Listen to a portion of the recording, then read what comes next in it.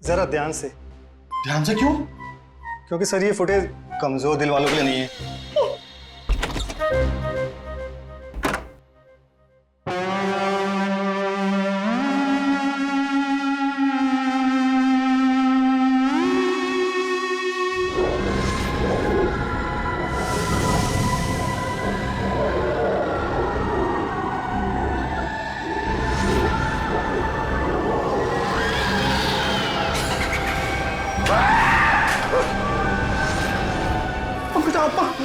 Pankaj, Pankaj number 13 की आत्मा यहाँ आ गई।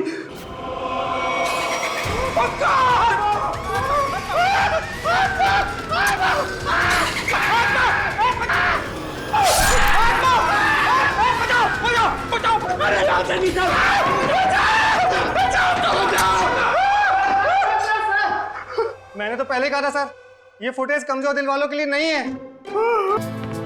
लीजिए पापा आपकी कॉफी। लाओ लाओ लाओ। बिल्कुल वैसी जैसे आपको पसंद है। गरम है आराम से।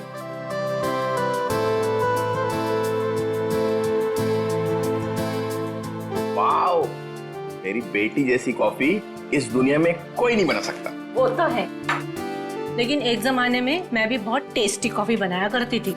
तुम हो ही इतनी टेस्टी। हाँ? मेरा मतलब है तुम आज भी उतनी टेस्टी कॉफी बनाती हो। आप भी ना बेटी के सामने कुछ भी बोल रहे हो। क्यों, क्या हुआ? श्रेया बेटा, तुम्हें कोई प्रॉब्लम है? नहीं पापा, मुझे कोई प्रॉब्लम नहीं है। ये देखो। ना आप खाइए, मैं देखती हूँ।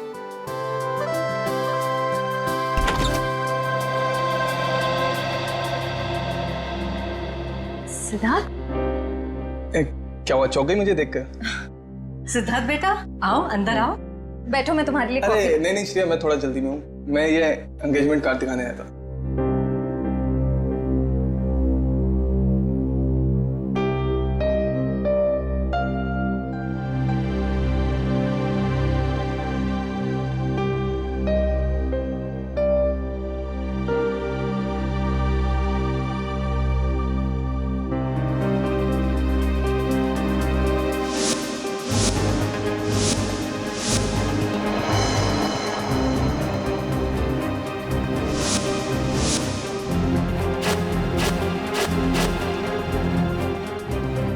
कैसा लगा डिजाइन?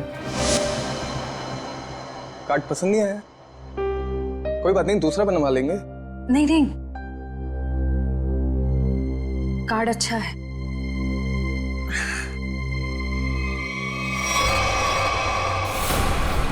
चल चल चल चल चल चल चल चल, हम लोग इस बंगले छुप जाते हैं। अरे जैसा भी नहीं यहाँ पर।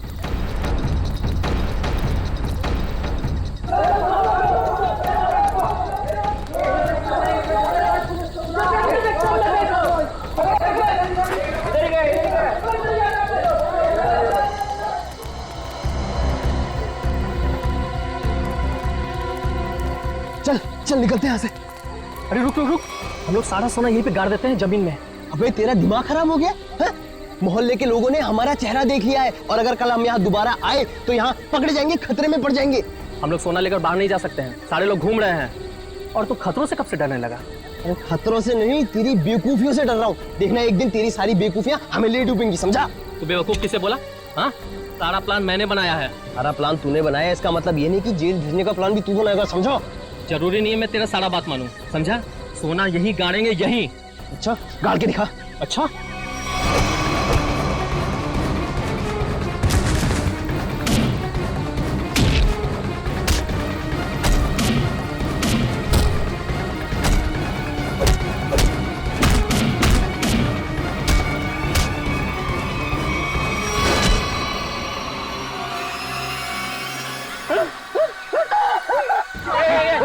उधर से आवाज है। चल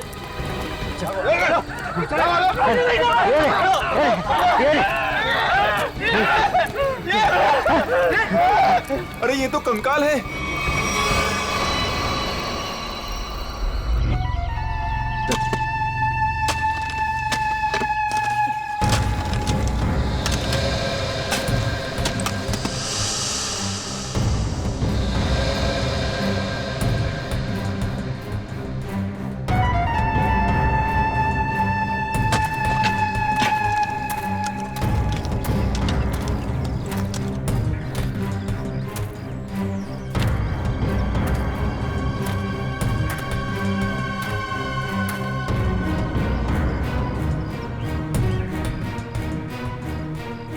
कैसा दिमाग होता है इन मुजरिमों का।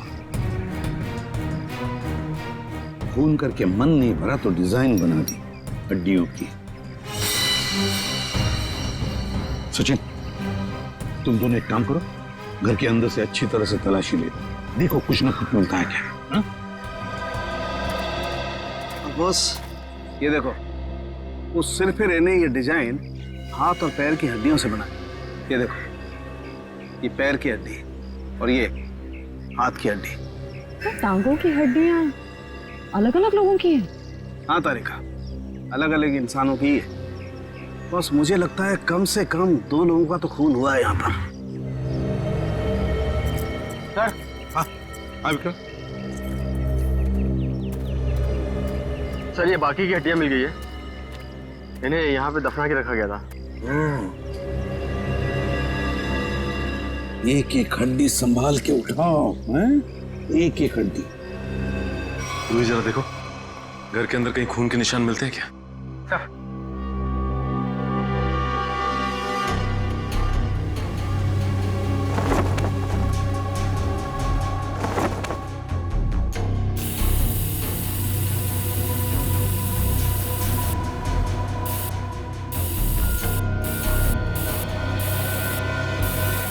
जी सर, गांव वालों का कहना है कि 1984 में इस घर के मालिक अपने पूरे परिवार के साथ ऑस्ट्रेलिया चले गए थे छुट्टी मनाने के लिए। कुछ दिनों बाद उनकी मौत की खबर आई वहां से। पूरी फैमिली समुंदर में डूब गई। अच्छा एक बात बताइए, ये उनकी मौत के बाद कोई घर का ख्याल वाल रखने नहीं आया था? नहीं सर, दोस्तों और रिश्तेदारों को लगता था कि इस घर में कुछ आत्माएं। आत्मा?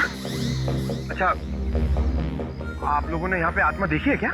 जी सर, कुछ परछाइयाँ दिखती रहती हैं अक्सर। हाँ, और कुछ ऐसी भयानक सी आवाजें भी आती है सर। हाँ? कैसी भयानक सी आवाजें? सर, कभी किसी के चीखने की आवाज, कभी किसी के रोने की आवाज आती है।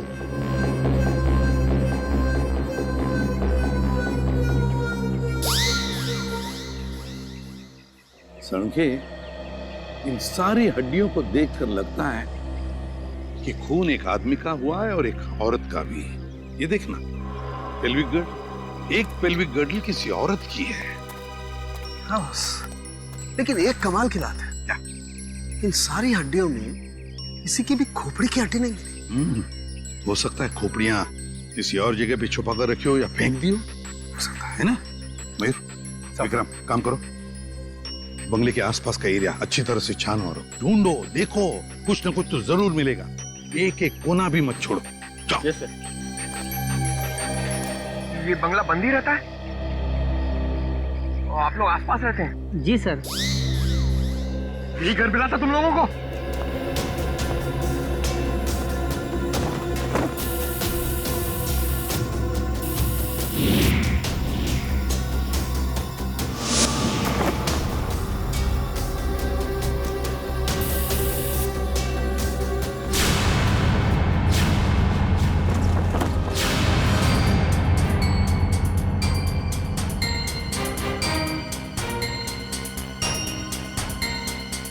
सूखा हुआ खून। सर, ये टेप रिकॉर्डर और ये प्रोजेक्टर मिला है। टेप रिकॉर्डर और प्रोजेक्टर और ये सूखा हुआ खून, इसका मतलब कोई ना कोई बहुत गहरा राज छिपा है इस बंगले के अंदर। सर, हाँ सर, खोपड़ी तो कोई नहीं मिली, मगर ये कार की चाबी मिली। कार की चाबी है ना, बड़ी अजीब बात। कार की चाबी है पर यहाँ पर कोई गाड़ी नहीं। एक आदमी एक औरत की हड्डियां हैं पर उनकी खोपड़ियां नहीं। फिर है क्या ये सारा चक्कर? और फिर किसने किया है ये? RAIMA, हड्डियों से रायमा लिखा है सर। रायमा लगता है किसी लड़की का नाम है ये। सर, कहीं ये उसी लड़की का नाम तो नहीं जिसका हमें कंकाल मिला है? हो सकता है। तो अगर वो 2 चोर लुटेरे वहां बंगले में छुपने के लिए नहीं जाते तो हमें कहीं पता ही नहीं चलता कि वहां 2 मुर्दे गड़े हुए हैं। और ये भी पता नहीं चलता कि वहां पे एक आत्मा है। न जाने कितने साल पहले ये जुर्म हुआ है। और ताज्जुब की बात यह है सर कि खूनी ने लाशों को गाड़ा नहीं, बल्कि उनकी हड्डियों से ये डिजाइन बनाया। आई मीन ये नाम लिखा, रायमा। यहाँ पर से हमें कुछ चीजें भी मिली है ना, वो टेप रिकॉर्डर, प्रोजेक्टर और कपड़े। इन तीनों चीजों से हमें खूनी के बारे में बहुत कुछ पता चल सकता है। ज्यादा देर खुला नहीं घूमेगा ये खूनी। सर हमने उन सब चीजों को रिपेयर के लिए भेज दिया है। बहुत जल्द पता चल जाएगा कि हमारा शक सही था या गलत। और वो गाड़ी की चाबी जो हमें मिली थी, कीजो कार की चाबी। कीजो, अच्छा। तो फिर कीजो कार कंपनी से हमें पता चल सकता है। क्या आप हमें बता सकते हैं ये चाबी किस गाड़ी की है और ये गाड़ी आपसे खरीदी किसने? बिल्कुल बता सकते हैं। सबके इग्निशन पॉइंट में डालकर देखेंगे, फौरन पता चल जाएगा। आइए सर। एक मिनट, उससे पहले आप ग्लव्स पहन लीजिए। Thank you.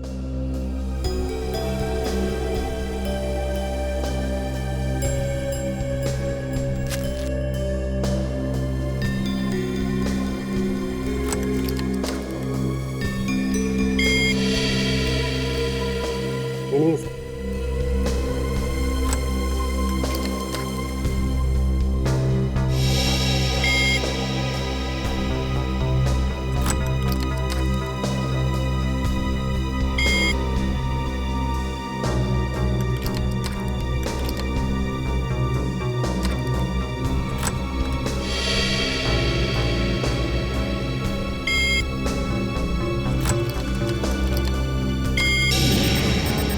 ये देखिए सर, मैच कर गई। सर ये 2009 की कीजो एफएक्स मॉडल है और हमने इसे बनवाना बंद कर दिया है। कीजो एफएक्स 2009 मॉडल। आपके किसी कस्टमर ने कोई रिक्वेस्ट की थी ऐसी चाबी की डुप्लीकेट चाबी बनवाने की? ये पता करने में तो बहुत वक्त लग जाएगा। तो ठीक है, आप पता कीजिए।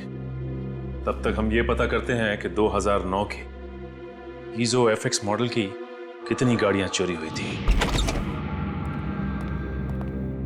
मिलिंद जी। जी सर। कुछ हो रहा है कि नहीं? सर मैं कोशिश तो कर रहा हूँ सर।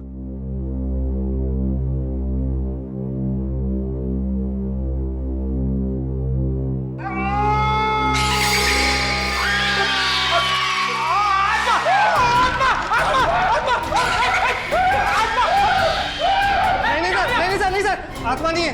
ये तो गलती से फेडर खुल गया था। हाँ, ये वही रिकॉर्डर है जो आप लोग लेके आए थे। उसी में से आवाज आ रही थी ये। सर, ये आत्माओं ने शॉर्टकट मारना शुरू कर दिया है।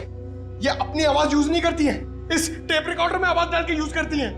पंकज, ऐसा भी हो सकता है कि वहां पे कोई आत्मा हो ही ना, कोई इंसान ही ये सब खेल खेल रहा हो।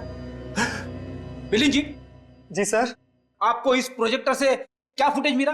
हाँ सर, एक मिनट। हेलो रचना, तुम नीचे खड़ी हो? ओके, तुम वहीं रुको, मैं आता हूं। सर सॉरी सर, मुझे किसी काम की वजह से नीचे जाना पड़ रहा है। आप लोग ये रिमोट लीजिए ना, आप लोग फुटेज देखिए। पर सर जरा ध्यान से। ध्यान से क्यों? क्योंकि सर ये फुटेज कमजोर दिल वालों के लिए नहीं है।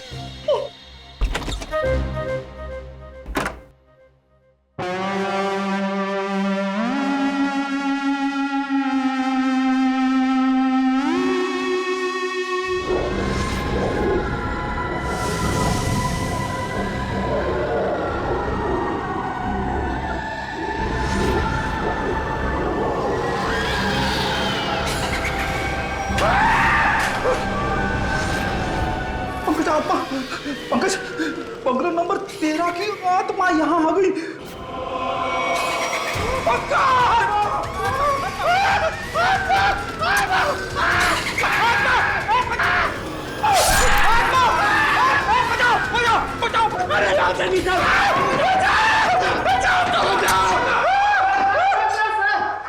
मैंने तो पहले कहा था सर, ये फुटेज कमजोर दिल वालों के लिए नहीं है। नहीं है। अरे आपको क्या इतनी सी फुटेज मिली थी? हाँ सर, अभी तो यही फुटेज मिली है। अरे ये क्या कम है, पता नहीं एसीपी साहब क्या कहेंगे ये फुटेज देखकर। आप उनसे ये मत कहना कि हम दोनों डर गए थे।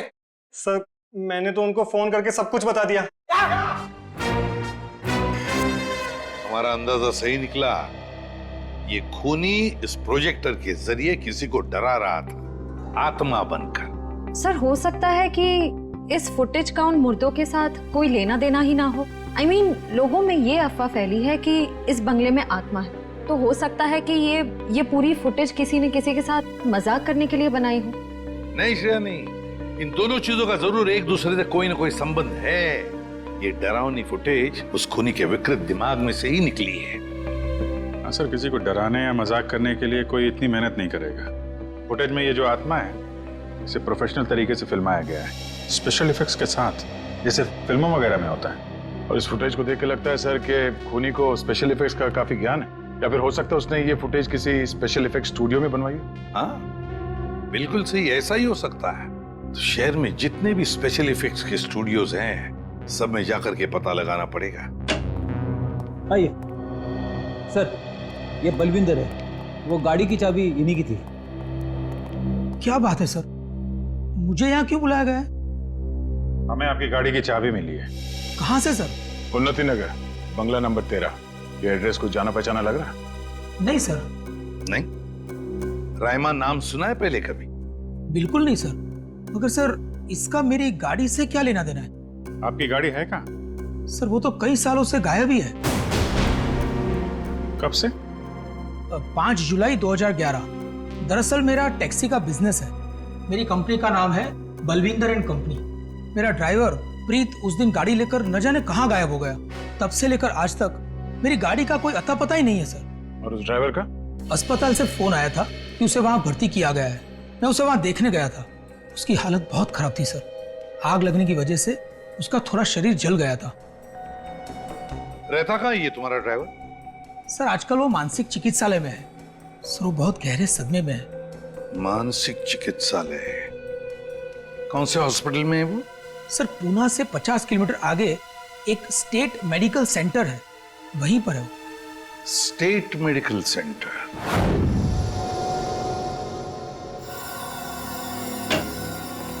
हाँ तारिका जी, कुछ बात बनी? सर चेक कर रहे हैं ना, कुछ ना कुछ तो पता चल ही जाएगा। भाई साहब, मैं दिखाई नहीं दिया आपको? दिखाई? अरे सर, आप तो सपने में भी दिखाई देते हैं। हाँ सर, आज सुबह ही सपना देख रहा था। जैसे ही मैं फॉरेंसिक लैब में आता हूँ, आप इस केस के बारे में कुछ ऐसी बातें बताते हैं कि शाम तक खूनी पकड़ा गया। विजीत, तुमने सपना देखा? जी सर। और सपने में मुझे देखा? जी सर। तुमने सपने में तारिका जी को देखा होगा। जी सर। नहीं सॉरी सर, क्या कह रहे हैं सर आप भी? तो बताइए डॉक्टर साहब, इन कंकालों ने अपनी आप बीती बताई? हाँ, थोड़ी बहुत बातें पता चली है भैया। सबसे खास बात ये कि ये कंकाल वक्त के साथ कंकाल नहीं बने। खूनी ने इन्हें मारने के बाद तुरंत इन्हें कंकालों में बदल दिया है। मतलब खूनी ने इनकी खाल को एसिड से जला दिया है। माय गॉड, इतनी बेरहमी से मौत हुई है इनकी। और ये जो कंकाल है ना, ये कंकाल एक आदमी का है। इसकी उम्र 30 से 35 साल है और इसकी लंबाई लगभग 6 फीट के आसपास। और ये जो हाथ पे उंगलियों में आपने निशान लगा रखा है, ये क्या है? हाँ, दरअसल इसकी उंगलियों में, इसकी कलाई पे मुझे बहुत कुछ टूट फूट दिखाई दी। मतलब ये आदमी अपने हाथों का बहुत ज्यादा इस्तेमाल करता हो। शायद ये किसी ऐसे प्रोफेशन में होगा जहाँ हाथों का काफी इस्तेमाल होता है, या तो कोई मजदूर या फिर कोई आर्टिस्ट। और ये दूसरा कंकाल लड़की का, उसे क्या पता चला? दया, इस लड़की की उम्र लगभग 30 साल। इसकी लंबाई 5 फीट 4-5 इंच है, बस इससे ज्यादा कुछ पता नहीं चल पाया। और ये जो ड्रेस पे खून लगा है, इसका क्या? टेस्ट करने से पता चला कि ये खून नहीं है, लमाइन रेड नाम का केमिकल है ये, जिसका इस्तेमाल ज्यादातर फिल्म्स, टीवी सीरियल्स और नाटकों में किया जाता है, नकली खून दिखाने के लिए। तो इसका मतलब किसी ने पूरी तैयारी कर रखी थी ये बंगला नंबर 13 में किसी को डराने की। पकड़ा जाएगा, वो खूनी भी और वो डराने वाला भी, अगर दोनों अलग अलग है तो। डॉक्टर साहब, कितना टाइम लगेगा ये पता करने के लिए कि कंकाल कितना पुराना है? थोड़ा वक्त लगेगा दया, तुम तो जानते हो कार्बन डेटिंग में थोड़ा वक्त लगता है।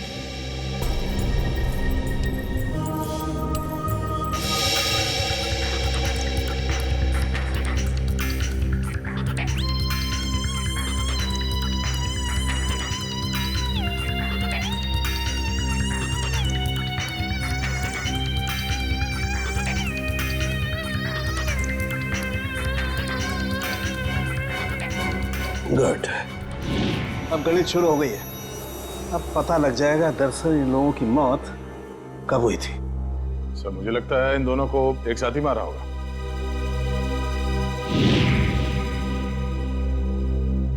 36 से 38 महीने पहले, मतलब 3 साल पहले 2011 में मौत हुई इनकी। और उस बलविंदर की कार भी जुलाई 2011 को गायब हुई थी, बंगला नंबर 13 से। सर अब तक तो खूनी शहर छोड़ के भागा होगा, उसे ढूंढेंगे कैसे? भागने दो, कहां तक भागेगा? सीआईडी से नहीं बच सकता। एक्सक्यूज मी।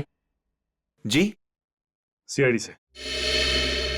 हेलो सर, मैं आप ही लोगों का इंतजार कर रहा था। अच्छा, जो फुटेज हमने भेजी थी उसके बारे में कुछ पता चला? हाँ सर, उसको चेक किया मैंने और उसके सारे स्पेशल इफेक्ट्स हमारे स्टूडियो में ही हुए थे, लगभग 3 साल पहले। गुड। उस फिल्म का नाम क्या था? सर फिल्म का नाम था आत्मा की चीख। हाँ, और सर वो फिल्म पूरी नहीं हो पाई थी। अधूरी फिल्म की फुटेज। सर वो फिल्म तो अधूरी थी ही, साथ में हमें हमारा पूरा पैसा भी नहीं मिला। कौन से बैनर की फिल्म थी ये? प्रोडक्शन हाउस का नाम क्या था? सर वो नए लोग थे और उस प्रोडक्शन हाउस का नाम था, 1 मिनट, हाँ सर उसका नाम था magic media works. Magic media box. अब तो यही लोग बताएंगे कि इस आत्मा की चीख को लोग सुन के नहीं पाए। ब्रीत की हालत भी पिछले 3 सालों में बिल्कुल सुधार नहीं हुआ। उस वक्त भी किसी लड़की की आत्मा के बारे में बात करता था और आज भी करता है। सर लड़की की आत्मा? अच्छा, पिछले 3 साल में जितने भी लोग प्रीत से मिलने आए थे उनकी लिस्ट चाहिए हमें। हाँ, हैरानी की बात यही है सर, पिछले 3 सालों में इससे कोई भी मिलने नहीं आया सिवाय मिस्टर बलविंदर के, जो इनके इलाज का खर्चा उठा रहे हैं। बलविंदर? जी सर। ओके।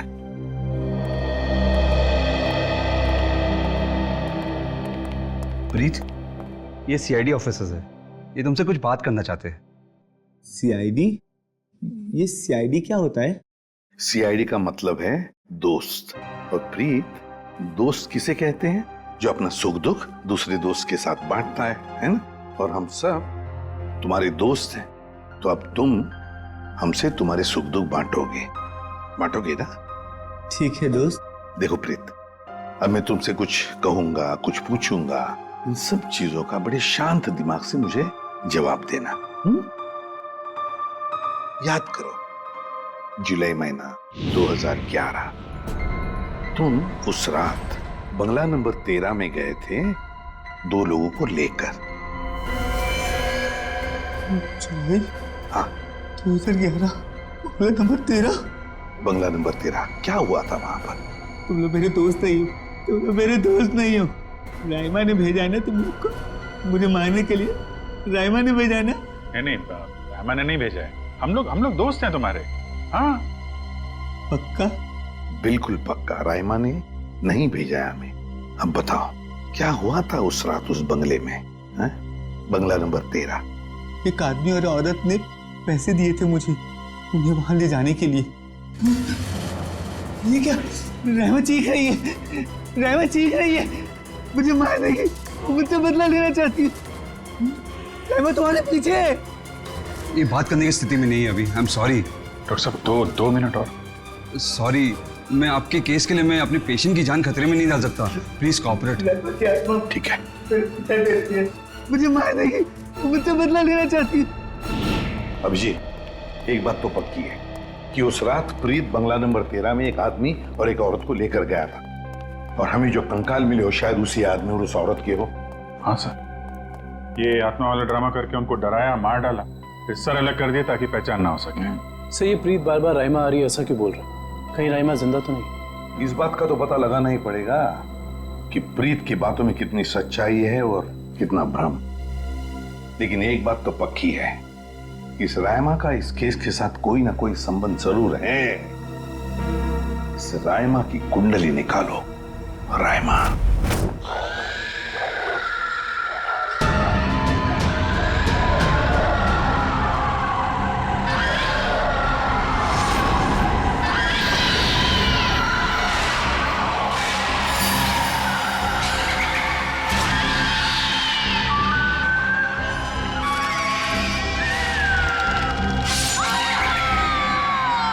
ये फुटेज आपको जिस बंगले से मिली वहाँ खून हुआ है? जी हाँ, दो खून। वैसे ये फिल्म की फुटेज आपकी है ना? जी हाँ, क्या बताऊं सर, बड़ी ही मनहूस फिल्म थी। 10 सीन ही शूट किए थे, फिर फिल्म बंद हो गई। और बंद होने के बाद इस फिल्म के सारे राइट्स मैजिक मीडिया बॉक्स के पास आ गए, if I am not wrong, है ना मिस्टर आलोक? अब इस तरह के फुटेज तो हमारे पास काफी पड़े रहते हैं। अब पता नहीं ये फुटेज उसके हाथ कैसे लग गए। मतलब आप भी मानते हैं कि ये फुटेज गलत हाथों में लग गए, जिसका उसने गलत फायदा उठाया और दो खून किए? शायद कोई बाहर वाला होगा। लेकिन आपको ऐसा नहीं लगता कि कोई अंदर वाला भी हो सकता है? क्योंकि ऐसा काम करने के लिए अंदर वाले के लिए थोड़ी आसानी ज्यादा होती है। वैसे इस फिल्म पे आप लोग क्या क्या काम कर रहे थे? सुनील राइटर था, आलोक डायरेक्टर और मृणाल कॉस्ट्यूम डिजाइनर। और आप प्रोड्यूसर, राइट? जी। आप में से कोई राइमा को जानता है? राइमा हमारे फिल्म की हीरोइन थी। सर, आप कैसे जानते हैं राइमा के बारे में? आप एक काम कीजिए मिस्टर आलोक, आप अपनी फिल्म की हीरोइन राइमा को यहाँ बुला लीजिए। वो एक्चुअली कई साल पहले राइमा एक हादसे में आग में जलकर मर गई। मर गई? अच्छा, राइमा की कोई तस्वीर या फोटो? मृणाल, फोटो ले आओ। जी सर। एक मिनट, अभी आपने कहा कि वो जल के मर गई, लेकिन कैसे? ज्यादा कुछ तो पता नहीं है, क्योंकि उसके और हमारे बीच तनाव हो गया था। और वो क्यों? वो एक्चुअली हम राइमा को अपनी फिल्म में हीरोइन लेना चाह रहे थे, पर बाद में हमने अपना इरादा बदल लिया और स्मृति को हीरोइन ले लिया और राइमा हो गई साइड एक्ट्रेस। तुम मेरी जगह छिपकली को हीरोइन बनाना चाहते हो? तुम्हारा दिमाग खराब हो गया है? राइमा, तमीज से बात करो। मैंने तुमसे कहा ना, अगली फिल्म में तुम्हें हीरोइन बनाऊंगा। इस फिल्म के किरदार के लिए तुमसे बेहतर स्मृति। अच्छा, तो ये बात पहले क्यों नहीं सोची जब मुझे फाइनल किया था?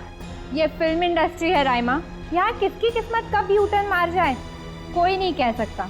ये फिल्म मेरी किस्मत में थी, मुझे मिल गई। इंतजार करो, सिर्फ इंतजार। एक दिन तुम्हारी जिंदगी ऐसी दिशा में चली जाएगी जिसका अंत गहरी खाई में होगा, समझे तुम? क्या तुम मुझे धमकी दे रही हो? धमकी ही समझ लेना। राइमा रुको, राइमा। सूरज गया था राइमा को मनाने के लिए, लेकिन कोई फायदा नहीं। एक हफ्ते बाद खबर आई कि एमजे स्टूडियो में आग लगी है और राइमा की मौत हो गई। मुझे अफसोस है, अगर राइमा हमारी फिल्म की हीरोइन होती तो शायद ये दुर्घटना ना होती और आज वो जिंदा होती। आलोक जी, आप एक काम कीजिए, आप अपनी फिल्म की नई हीरोइन स्मृति, उनको यहाँ बुलाइए जरा। मैंने उसे कॉल किया था, उसका फोन लगा नहीं, और आर्ट डायरेक्टर विराज का भी वो फोन डेट बता रहा था। विराज और स्मृति से मिलना पड़ेगा। सर, ये रहे फोटो। ये है राइमा। राइमा ने स्मृति को धमकी दी, उसके बाद राइमा खुद मारी गई। तो फिर ये खून कर कौन रहा है? इसका जवाब तो अब विराज और स्मृति से मिलकर ही पता चलेगा। मैंने पता किया, ये विराज और स्मृति इस ब्लू रोज प्रोडक्शन हाउस में काम कर चुके हैं। गुड निकल, इससे पूछते हैं। अरे सुनिए भाई साहब जी, ये विराज शंकर है, आर्ट डायरेक्टर है, काफी टीवी में और फिल्मों में सेट लगाए हैं इन्होंने। इन्हें पहचानते हैं आप? नहीं सर, मुझे नहीं मालूम। जी, आगे पूछते हैं। एक्सक्यूज मी, हम लोग सीआईडी से। जी। आप विराज शंकर को जानते हैं? विराज शंकर? हाँ सर, मैं जानता हूँ। वो बेचारे बहुत कर्जे में थे, पर फिर पता नहीं क्या हुआ उनका। उनका कोई एड्रेस, कोई पता? सर, इस बारे में कुछ ज्यादा तो पता नहीं है, लेकिन उनको ऑफिस कहीं अंधेरी में है। अच्छा, ये फोटो को ध्यान से देखिए। स्मृति ये फिल्मों में काम करती है, पहचानते हैं आप इन्हें? जी हाँ, इनकी बंद फिल्म के बाद इनको कोई प्रोड्यूसर फिर से रिलॉन्च करना चाहते थे, लेकिन सर ये पता नहीं क्यों बदकिस्मती से ये 2011 में अमेरिका चली गई और उसके बाद फिर लौट के आए हैं। ये स्मृति का कोई अता पता जहाँ हम उनसे मिल सकते हैं? हमें तो नहीं पता, पर उस एजेंसी पर उसका पुराना एड्रेस होगा जहाँ पर उन्होंने चमकार वॉशिंग पाउडर का विज्ञापन किया था। ठीक, थैंक यू। ज़्यादा एजेंसी से स्मृति के घर का पता निकलवाते हैं।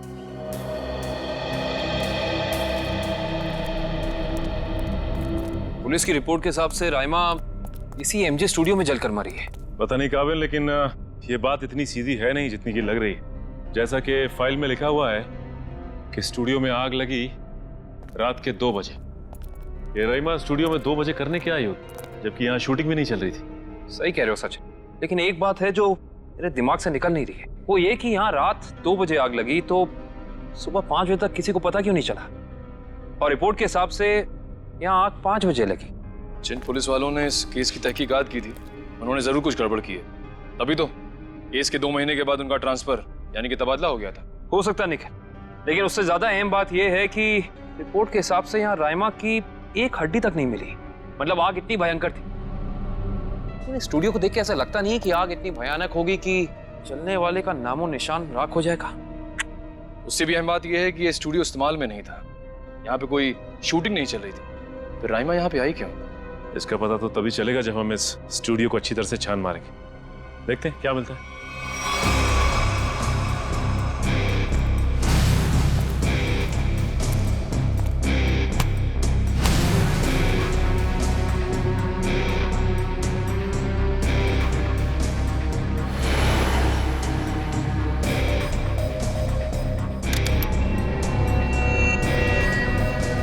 ये देखो, जली हुई गन।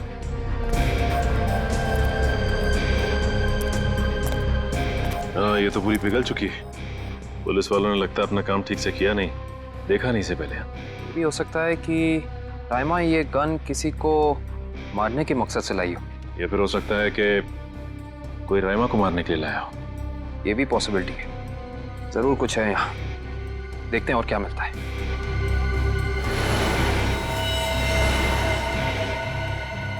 सर, कंकाल। एक मिनट, लेकिन जरा संभाल संभाल। करण, शीट ला।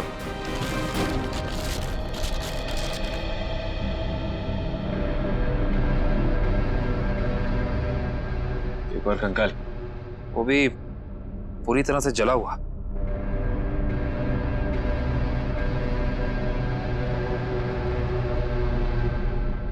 बॉस, इसकी पेल्विक गर्डल से पता लगता है कि ये कंकाल किसी लड़की का है। सर, कहीं कंकाल राइमा का तो नहीं है?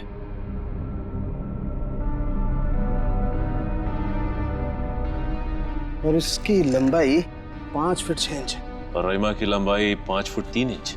इससे साफ पता चलता है कि ये कंकाल राइमा का नहीं बल्कि किसी और का है। केस सुलझने की बजाय और उलझता चला जा रहा है। एक बात और, हम लोगों को यहाँ जली हुई गन जरूर मिली है, लेकिन इस लड़की की मौत गोली लगने की वजह से नहीं, इस लड़की की मौत जलने की वजह से ही हुई है। देखो, ढूंढो और कुछ मिलता है क्या।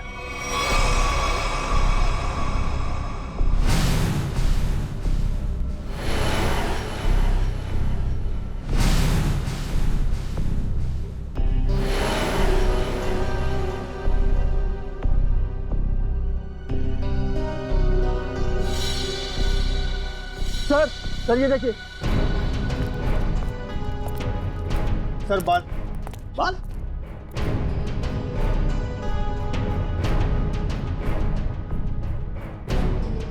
ओह सर, ये तो किसी लड़की का बाल लगता है, या तो मरने वाली का या फिर राइमा का। ये किसका बाल है ये तो डीएनए के बाद ही पता चलेगा। सर, ये अरुण है, विराज जी के वर्कशॉप के इंचार्ज। जी, आपको कुछ बनवाना था? जी हाँ, हथकड़ी बनवानी है। हथकड़ी? मैं कुछ समझा नहीं। हाँ, अपनी बनाई हुई हथकड़ी खुद अपने हाथों में पहनेंगे तो थोड़ा दुख कम होगा। अब समझ में आया, इतने सालों के बाद ख्याल आया आपको कर्ज के रुपयों का। कर्ज के रुपए?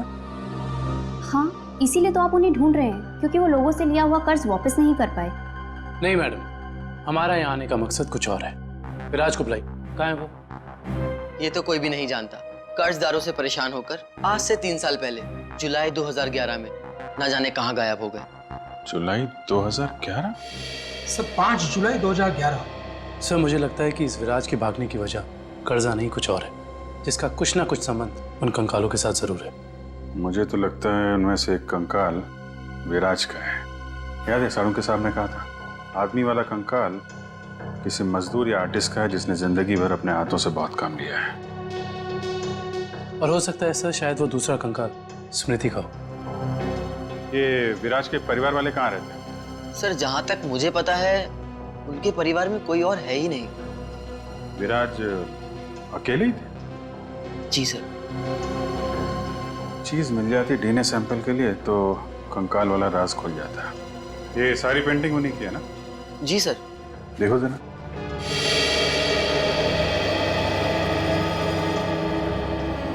सर थंबप्रिंट ये विराज का है? जी हाँ सर, और ये थंबप्रिंट ही नहीं, ये पूरी पेंटिंग सर ने अपनी उंगलियों से बनाई है।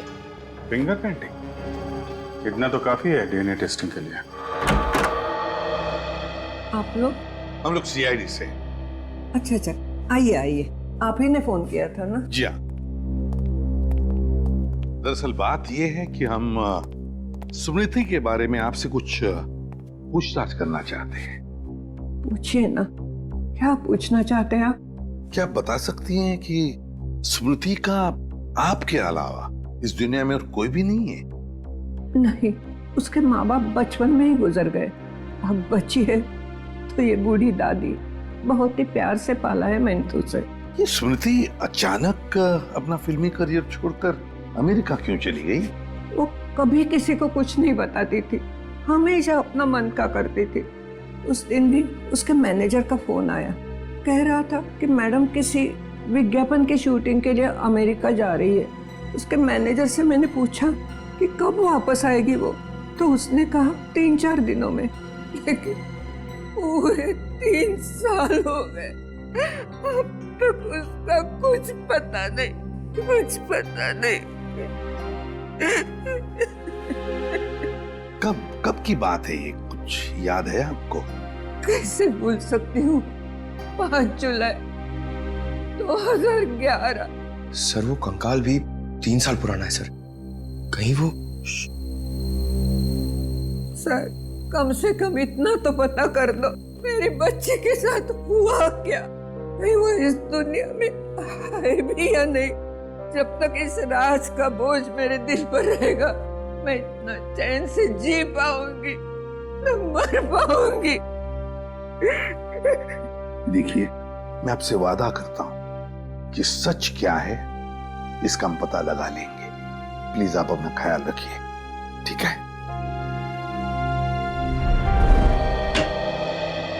हाँ डॉक्टर साहब, डीएनए की रिपोर्ट आ गई क्या?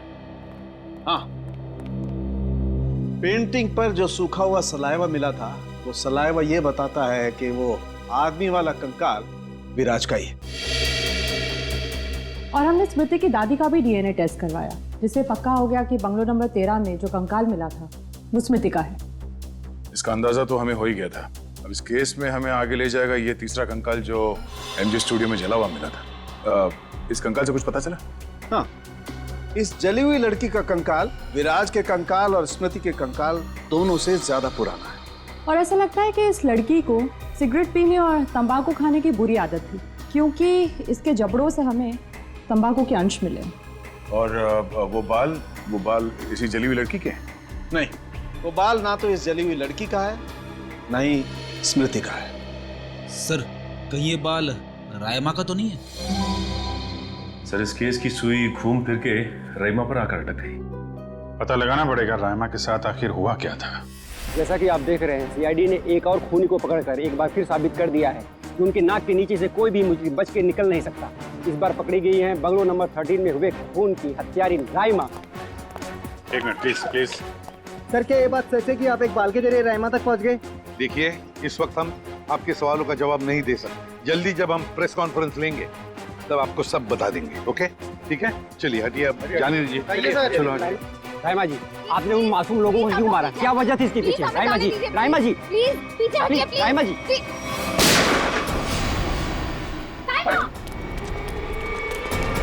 पकड़ो उसे। अब खूनी पकड़ेगा इसे।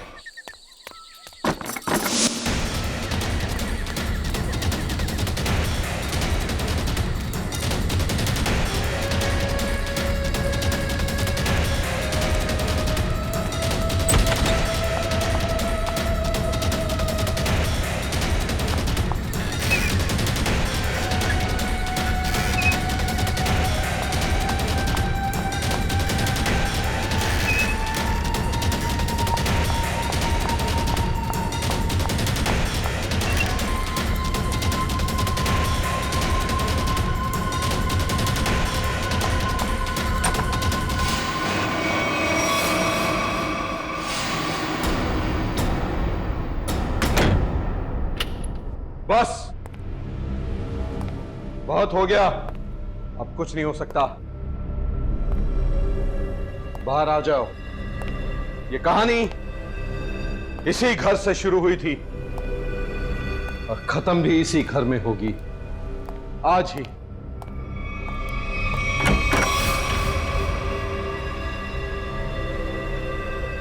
छुपने का कोई फायदा नहीं, बाहर आ जाओ। सुना तुमने?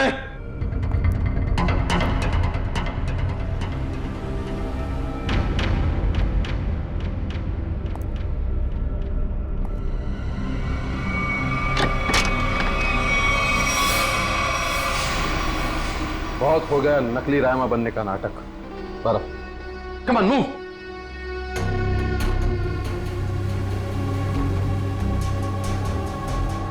कौन हो तुम?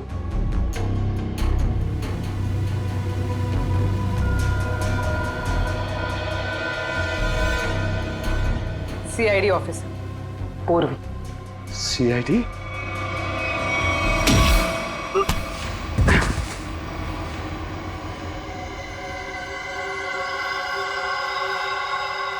मैं और राइमा एक दूसरे से बहुत प्यार करते थे, इसलिए जब हीरोइन का रोल राइमा की जगह प्रीति को मिला तो तुम्हारे दोनों कानों से धुआं निकलने लगा है?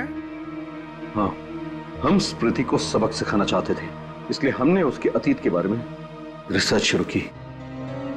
राइमा को पता चला कि एक्ट्रेस बनने से पहले स्मृति एक कारोबार से जुड़ी थी। इसलिए रायमा ने स्मृति को ब्लैकमेल करना शुरू कर दिया। क्यों? स्मृति को लगा कि उसका करियर खत्म होने वाला है, उसके रीलॉन्चिंग के सपने पर पानी फिर जाएगा, इसलिए उसने और उसके बॉयफ्रेंड विराज ने एक किलर को रायमा की सुपारी दी। यह तो अच्छा हुआ कि उस किलर की गोली से रायमा नहीं मरी, बल्कि वो अपराधी खुद उस आग में जलकर मर गई।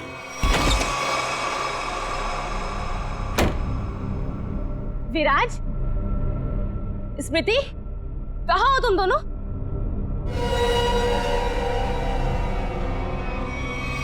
कौन हो तुम? जिया। जिया? कौन जिया? और ये दरवाजा क्यों बंद कर दिया? ताकि तुम्हें अकेले में तोहफा दे सकूं। हाँ? स्मृति और विराज को ब्लैकमेल करने का तोहफा। हाँ? और क्या कर रही हो तुम? सुना है आग से जलकर मरने में बहुत दर्द होता है। आग?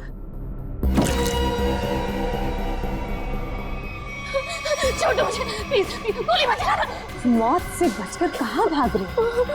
मौत से तो आज तक कोई नहीं बच पाया। छोड़ दो मुझे, प्लीज छोड़ दो मुझे, गोली मत चलाना, प्लीज छोड़ दो मुझे, छोड़ दो मुझे। कोई आखिरी ख्वाहिश?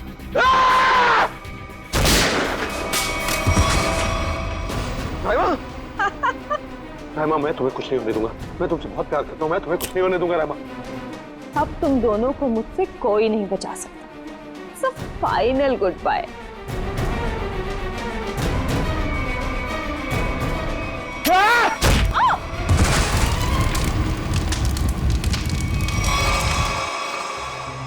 और रहीमा, उसका क्या हुआ?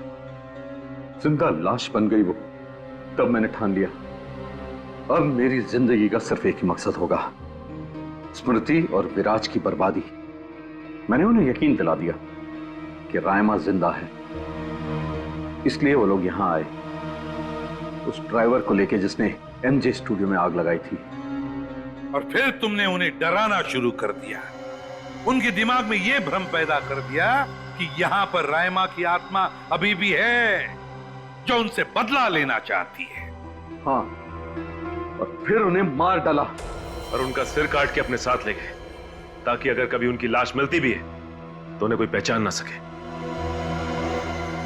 बेवकूफ हो तुम, बेवकूफ। अगर कानून की मदद लेते तो उन दोनों को वैसे ही सजा होती, मगर नहीं, तुमने कानून को अपने हाथों में लिया, उन दोनों को बेरहमी से मार डाला।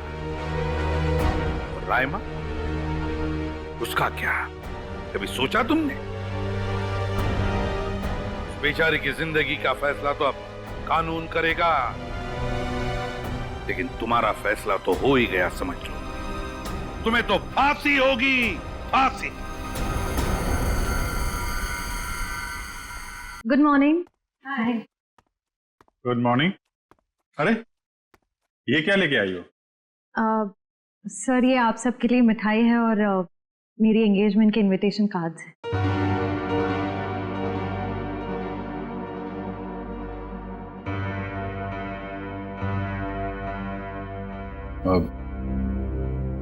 तारीख पक्की हो गई? जी सर, 28 सितंबर। अच्छा। दो हफ्ते बाद ही है। काफी तैयारी करनी होगी आपको तो। सर ज्यादा कुछ तैयारियां करनी नहीं, सिद्धार्थ को भी मेरी तरह एक छोटा सा ही फंक्शन चाहिए था। ये तो बहुत अच्छी बात है। Congratulation Shreya. Thank you sir. चलो मुंह मीठा कराओ। हाँ श्योर।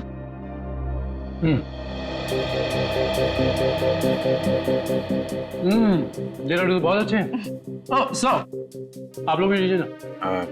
हाँ थैंक यू सर। लो फ्रेडी, मुंह मीठा करो। रहने तो मीठा खाने का मन नहीं है मेरा। अरे फ्रेडी, एक लड्डू से कुछ नहीं होगा, लो ना। Sir please. ये हुई ना बात पूर्वी। तुम ही लो श्रेया। नहीं सर थैंक यू, लेकिन आप सबको जरूर आना है। ये भी कोई पूछने की बात है श्रेया? हम सब जरूर आएंगे, है ना सर?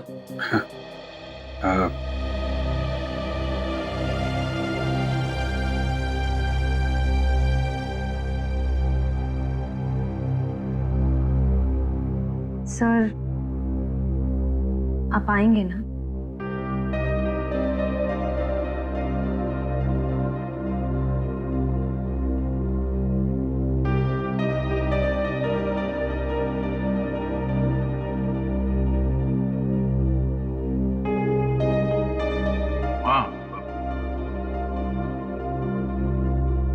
मैं जरूर आऊंगा।